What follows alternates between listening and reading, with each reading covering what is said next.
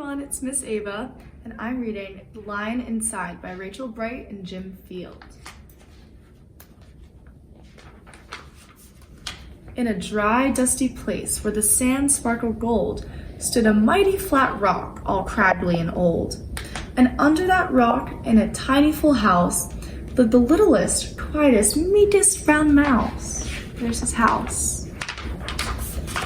He was so very tiny, so incredibly small, that nobody noticed him ever at all. He got stepped on and sat on, he missed out on stuff, ignored and forgotten. His mouse life was tough. Ow!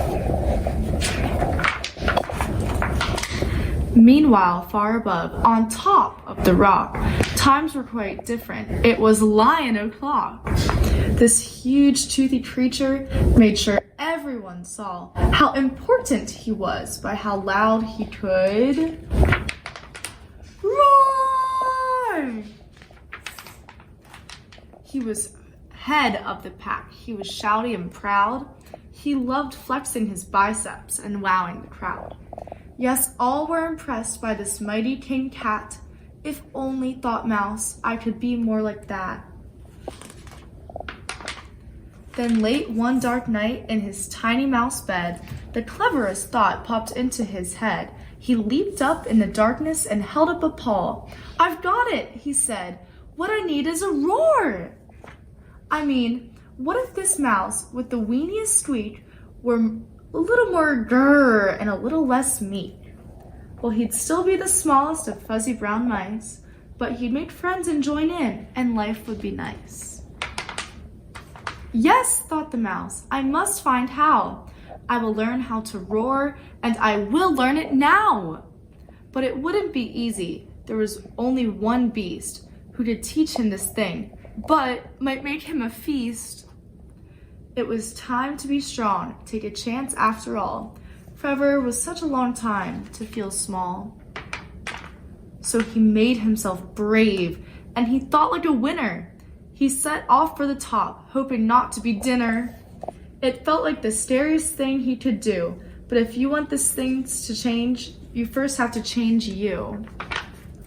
The farther he climbed, the closer he got to the slumbering lion reclining on top. Then at last, as he stood on his tippy toes, he found himself suddenly nose to nose. Ahem, oh, pardon me. Wake up, Mr. Lion, you've got company. Squeak, Mr. Lion, what I've come to you for is squeak. Do you think you could teach me your roar? A silence befell that twinkling plain. Lion opened his eyes and puffed out his mane. Time went so slowly, it felt like a week. Then he opened his mouth and let out an eek! The lion curled up in a terrified ball. He didn't like this, not one bit at all. "Don't hurt me," he whimpered. "Oh, try to be nice." Well, this mighty great lion was frightened of a mice.